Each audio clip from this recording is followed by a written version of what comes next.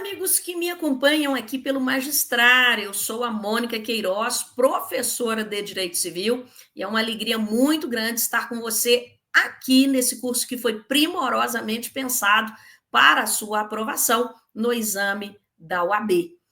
O direito civil, como todos sabem, é um universo, é uma matéria gigantesca, e a nossa missão aqui é realmente eleger aqueles pontos fundamentais, aqueles pontos que mais são cobrados em exame de ordem, para que você alcance aí a sua aprovação.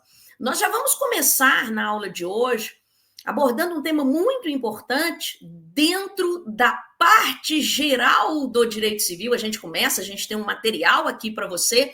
Dentro da parte geral do direito civil, a gente começa já olhando para a pessoa natural. Isso mesmo, para a pessoa natural, que você sabe muito bem que é exatamente o ser humano, não é mesmo? Pois bem, a pessoa natural, o ser humano, tem algo muito importante. Toda pessoa natural tem algo muito importante que se denomina de personalidade, que a gente pode chamar de personalidade jurídica, de personalidade civil, de personalidade, tão somente. Isso mesmo, tomou nota? Toda pessoa natural tem a tal da personalidade. Ah, professora, mas para que serve a personalidade? Ora, a personalidade te traz a possibilidade de você ser titular em relação jurídica. Isso mesmo. Você pode ser titular de uma relação jurídica porque você tem a tal da personalidade. Mas importa saber desde o início, quando é que começa a personalidade da pessoa natural. Então você vai colocar esse título aí no seu cadernão: início da personalidade jurídica da pessoa natural. Início da personalidade jurídica da pessoa natural. Para responder esta pergunta, existem várias teorias. Isso mesmo, várias teorias. Mas pelo menos duas delas você deverá saber. A primeira está na tela para você já, que é exatamente a chamada teoria natalista. Isso mesmo, teoria natalista. Tome nota comigo.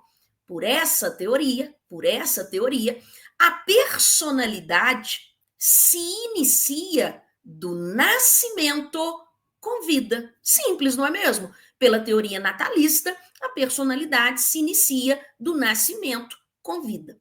Mas como assim, professora? Bom, você deverá entender aqui comigo quando que ocorre o nascimento e quando que ocorre a vida. Compreenda? O nascimento ocorre com a separação do bebezinho do ventre da mãe. Isso mesmo. O bebezinho saiu do ventre da mãe, você deve dizer que ocorreu um nascimento. Mas não basta nascer, é necessário que se opere a vida.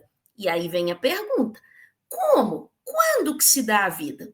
Eu já te conto. A vida ocorre com a primeira respiração, com a primeira troca oxicarbônica fora do ventre materno. Então, compreenda comigo. Para a teoria natalista, a personalidade se inicia do nascimento com vida. Separou-se do ventre da mãe e respirou. Pronto. Já temos ali uma pessoa natural que acabou de adquirir personalidade. Vale destacar que essa teoria natalista ela é adotada no Código Civil, lá no seu artigo 2º, na sua primeira parte, quando o artigo 2º nos informa que a personalidade civil da pessoa natural se inicia do nascimento com vida. Então, note que essa teoria natalista é a teoria adotada na primeira metade, na primeira parte do artigo 2º do Código Civil. Tá, tudo bem. Mas e daí, professora?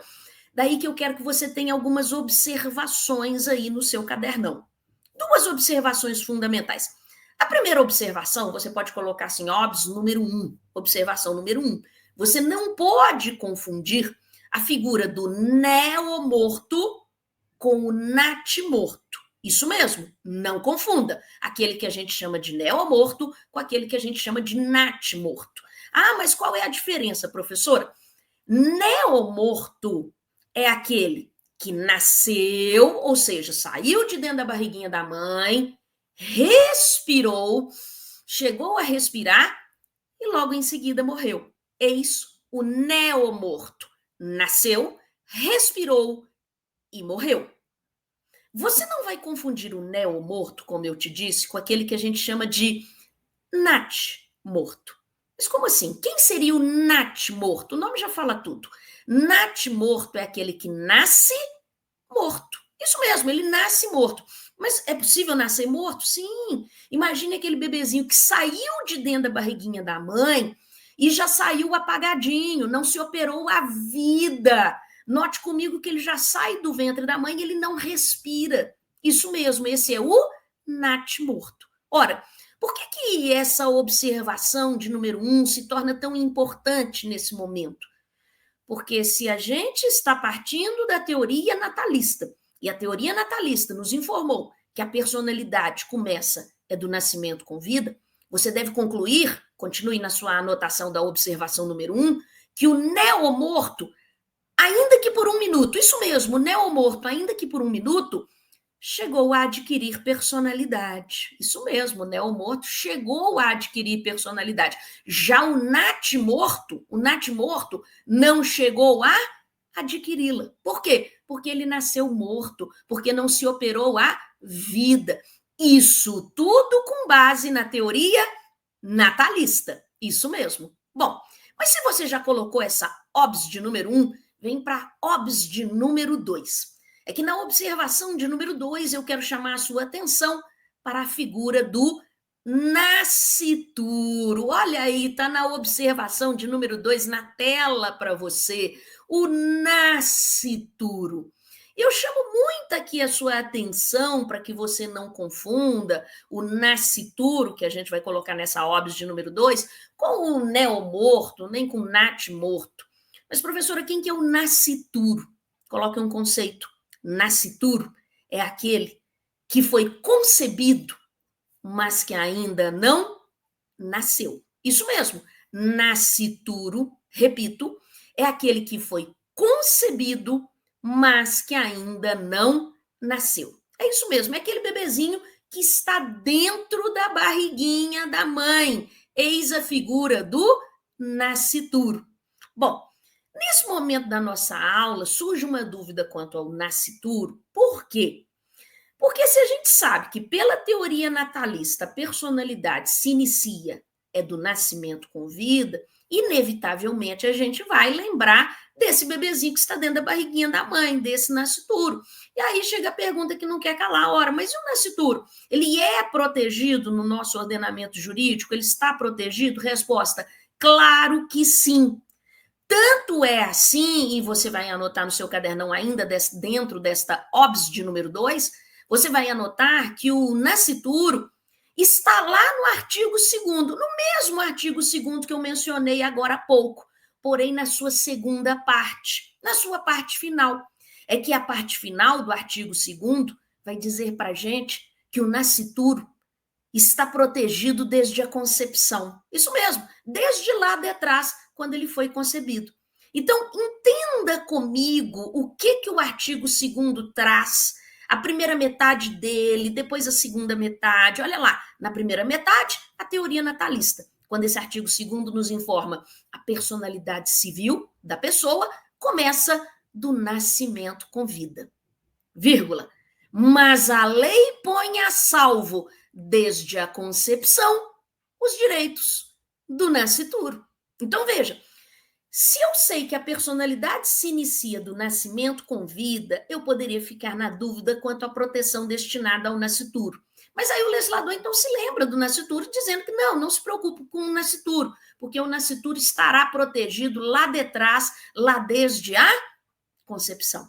Percebeu? Ah, tá. A essa altura, você está olhando para esse artigo 2º, descrente, pensando assim, professora, mas esse artigo 2º do Código Civil, nele, o legislador poderia ter sido mais objetivo. Ele poderia ter dito logo que a personalidade se inicia da concepção, não é não, professora? Concordo com você. É aí, então, que chega a doutrina mais moderna. E a doutrina mais moderna, então, vai levantar uma segunda teoria. Sim, que vai nos interessar. É a chamada teoria concepcionista. Sim, anote. Teoria, olha o nome, teoria concepcionista. Tome nota. Por essa teoria, isso mesmo, por essa teoria, a personalidade se inicia é da concepção. Isso mesmo, por essa teoria, a personalidade se inicia é da concepção. Muito bem. Bom, eu quero te lembrar que vários autores que são concepcionistas, eles não são concepcionistas à toa, não. Na verdade, nada obstante a redação do artigo 2º, esses autores eles vão caminhando pelo Código Civil e vão encontrando artigos que vão protegendo o nascituro. Se a gente passar em revista rapidamente o Código Civil, vou mencionar aqui alguns artigos. Por exemplo, o artigo 542 do Código Civil. Você pode colocar aí, artigo 542. O artigo 542 vai nos informar que é possível que o nascituro seja donatário. O que é isso, donatário?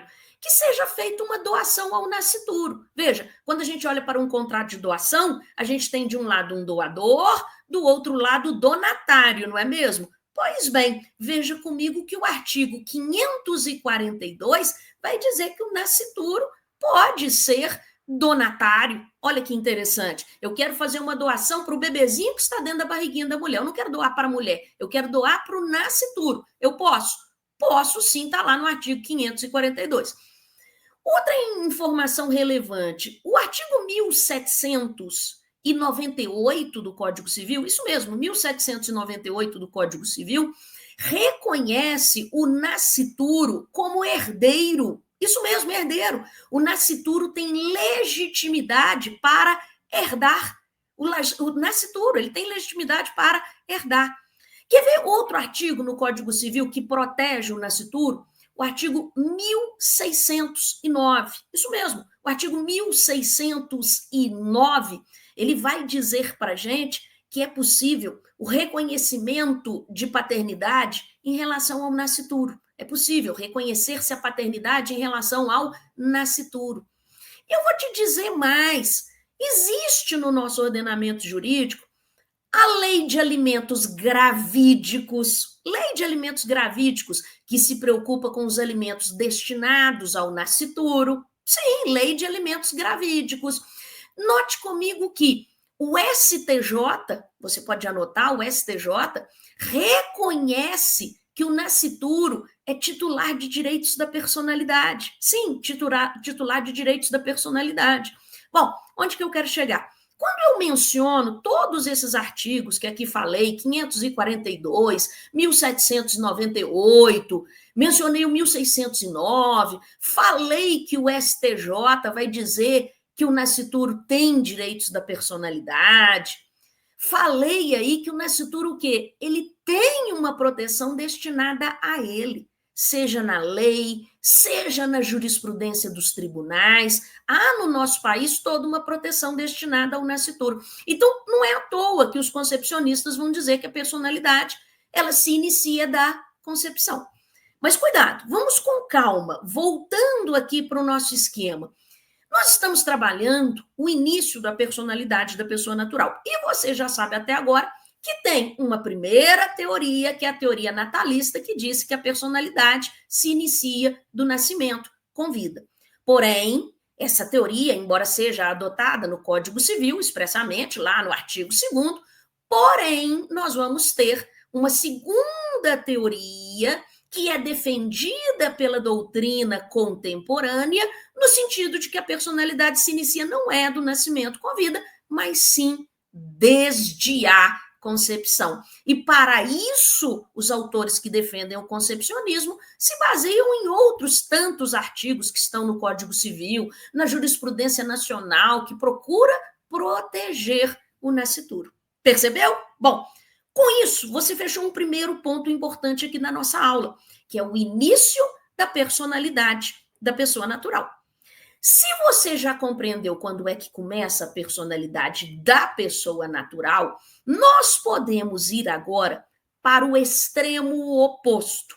Como assim, professora? É que agora você coloca no seu cadernão sobre o fim da personalidade da pessoa natural. É isso mesmo, coloque esse título: Fim da personalidade da pessoa natural. E você acerta quando você me diz que a personalidade da pessoa natural termina com a morte. Isso mesmo.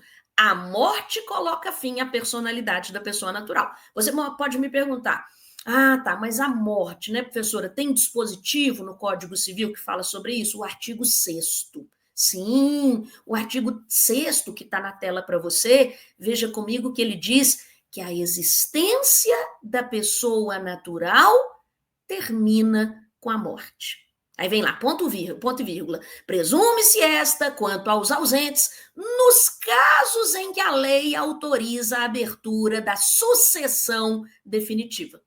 Ah, professor, eu entendi a primeira parte, a segunda eu não entendi direito, não. Pera lá. Deixa essa parte aí, a segunda parte, presume-se esta, quanto aos ausentes, deixa isso em aberto, deixa isso em stand-by, que já já eu volto nisso para te explicar. Já estou satisfeitíssima se você já está convencido de que a existência da pessoa natural e, por consequente, a sua própria personalidade termina com a morte. É isso que você tem que saber de início. Tá. Acontece que quando a gente fala em morte no nosso país, existem duas espécies de morte que você deverá saber. Quais são as espécies de morte? Veja na tela para você. Olha lá. A primeira espécie de morte é a chamada morte real. Isso mesmo, morte real. Você sabe o que é morte real? Morte real é a morte mais comum que existe. Morte real é aquela em que há um corpo. Isso mesmo, há um corpo veja, há a prova da materialidade, há um corpo cujas funções vitais cessaram. Então, eu tenho o corpo aqui na minha frente, cujas funções vitais, e quando eu falo função vital, eu me lembro de função circulatória, função respiratória, função aí cerebral, não é mesmo? Então, note comigo que eu devo dizer que há a morte real quando eu tenho um corpo cujas funções vitais cessaram. A função cerebral, a função encefálica, a função respiratória, não é mesmo? Note comigo que, antes de passar para a segunda espécie de morte, eu devo lhe lembrar, você pode colocar em observação no seu cadernão, que nós vamos ter uma lei, que é a Lei 9434 de 97, isso mesmo, Lei 9434 de 97, que é a chamada Lei de Doação de Órgãos, tá? Mas por que você está lembrando disso agora, professora? Porque se a gente está falando em morte real, há um corpo, então pode haver a doação de órgãos. Por essa lei, a Lei 9434 de 97, para que ocorra a doação de órgãos, basta que se cesse uma função vital. Você sabe qual é essa função vital? Basta que se cesse essa função vital, porque a gente sabe que existem várias. Mas para que ocorra a doação de órgãos, basta que se cesse uma função vital. Sabe qual? A função encefálica. Basta que se cesse a função encefálica. Colocou isso no seu cadernão? Volta para a tela aqui comigo. Olha lá. Essa é a morte real, aquela em que há um corpo, aquela em que há a prova da materialidade. Então, tudo fica mais simples exatamente porque há o corpo. Mas, de outro lado, existe uma segunda espécie de morte, que é a chamada morte presumida. A morte presumida, ela é mais rara, mas ela existe no nosso ordenamento jurídico, sim. A morte presumida, você vai anotar para mim, é aquela em que não há um corpo. É isso mesmo. Nós não temos um corpo. Nós não temos prova da materialidade. É mesmo, professora? Não, nós não temos prova da materialidade. E daí, professora? Bom, e daí que se a gente não tem prova da materialidade, fica tudo mais difícil, não é mesmo? Não adianta chamar médico porque não tem corpo para médico examinar. Então, o que nós vamos fazer? Será necessária a manifestação judicial. Tá, mas essa morte presumida em que não há corpo, professora, não há materialidade, então nós vamos ter que pedir ao Poder Judiciário que a declare? É isso mesmo. Essa morte presumida, ela é declarada por sentença. Ah, tá. E nós temos isso no Código Civil? Temos. Nós vamos ter a morte presumida em dois pontos que não se confundem. Como assim, professora? Nós vamos encontrar a morte presumida, primeiro, lá no artigo 7º, lá no artigo 7º do Código Civil, e se você caminhar mais um pouquinho mais à frente, você também encontra a morte presumida lá no procedimento da ausência, que a gente vai abordar aqui oportunamente. Mas, enfim, eu quero chamar a sua atenção para o seguinte: na prova, o examinador vai querer te confundir. O examinador quer que você confunda a morte presumida do artigo 7º com a morte presumida do procedimento da ausência. E uma não tem nada a ver com a outra. Vamos devagarzinho, analisando inicialmente apenas a morte presumida lá do artigo 7º. Então, vem aqui para a tela comigo. Olha o que o artigo 7º vai dizer para a gente.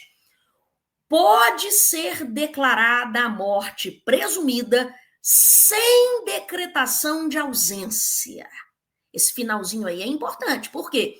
Porque um pouco mais à frente no Código Civil nós vamos ter a morte presumida, que é com a decretação de ausência, que é lá no procedimento da ausência, que a gente vai estudar na aula seguinte, na aula adiante. Por enquanto estamos falando só da morte presumida sem haver procedimento de ausência, sem decretação de ausência. E nós vamos ter essa morte presumida sem abrir procedimento de ausência em duas situações que estão descritas nos dois incisos do artigo 7º. Quais são as duas situações? Inciso primeiro, se for extremamente provável a morte de quem estava em perigo de vida. Como assim, professora? Ora, extremamente provável a morte de quem estava em perigo de vida? Geralmente as questões que cuidam disso aqui envolvem o quê? Tragédias. Vou te dar um exemplo. O sujeito entrou dentro da embarcação, o barco afundou, procuraram o corpo dele e não encontraram. O que fazer? Será declarada a morte presumida dele com base no artigo 7º, inciso 1º. Outro exemplo, o cara entrou dentro do avião, o avião caiu, procuraram o corpo dele e não encontraram. Morte presumida, mas tem que abrir procedimento de ausência. Não terá que abrir o procedimento da ausência. Por quê? Porque era extremamente provável a morte de quem estava ali em perigo de vida. Percebeu?